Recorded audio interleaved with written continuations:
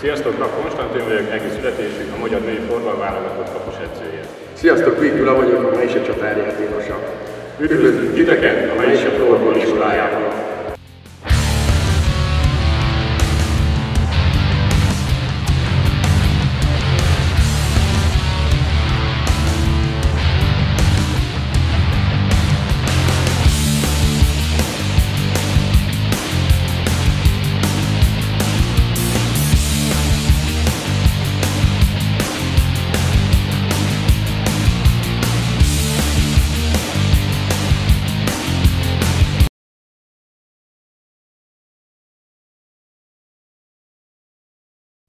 Lőtt passz és ebből a kapáslövés gyakoroltatása.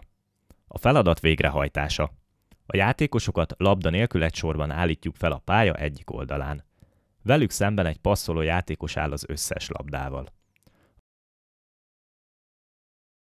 A sor első játékosa lendületesen a kapu felé fut, és a labdát passzoló játékostól lőtt paszt kap, amit megpróbál a kapásból a hálóba juttatni. A lövés után a sor végére fut. A lövő játékos az elindulás előtt győződjön meg róla, hogy a kapus az alaphelyzetet felvette, és a passzoló játékos is készen áll a feladat végrehajtására. A gyakorlat megfelelő kivitelezéséhez fontos a csoport tagjai közötti kommunikáció. A lövő játékosnak fontos a megfelelő lövőhelyzetbe fogadni a labdát. Ehhez gyors lábmunka és jó helyezkedés szükséges. A labda irányával szembe kell helyezkedni a kapáslövéshez.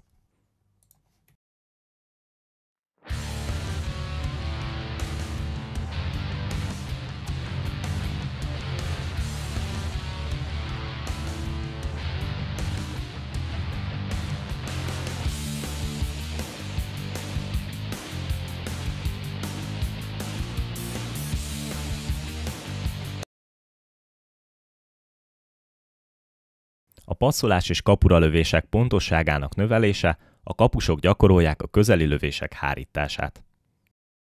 A felező vonal előtt pár lépéssel egy-egy bóját helyezünk el mindkét oldalon. Két csoportot alakítunk, és a kapu két oldalán lévő sarokponthoz állítjuk őket. Minden játékosnál labda van. Az első játékos labda nélkül előrefut, megkerüli a bóját, majd a kapu felé fordulva paszt kap az ellenkező oldali sarokból. A labdakezelés után kapuralő, majd az ellenkező oldalon lévő sor végére áll. Közben a passzoló játékos a bója megkerülésével szintén végrehajtja a feladatot. Ennél a feladatnál nagyon fontos a jó időzítés és a pontos labda átvitel, amellyel azonnal helyzetbe tudja magát hozni a játékos. A gyakorlatot a könnyebb húzott ütésekkel kezdjük, később kapáslövéssel is végrehajtható, bátorítsuk a játékosokat fonákoldali ütések használatára is.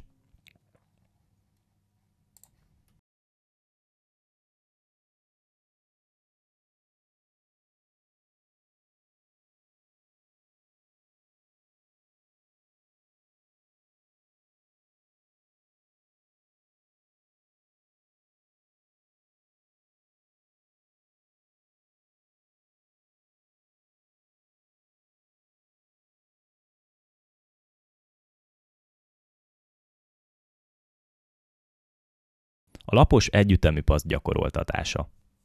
A feladat végrehajtása. A félpálya 3 pontjára játékosokat állítunk, a többiek a kapu melletti keresztponton egy sorba rendeződnek. A labdák a sarokban vannak.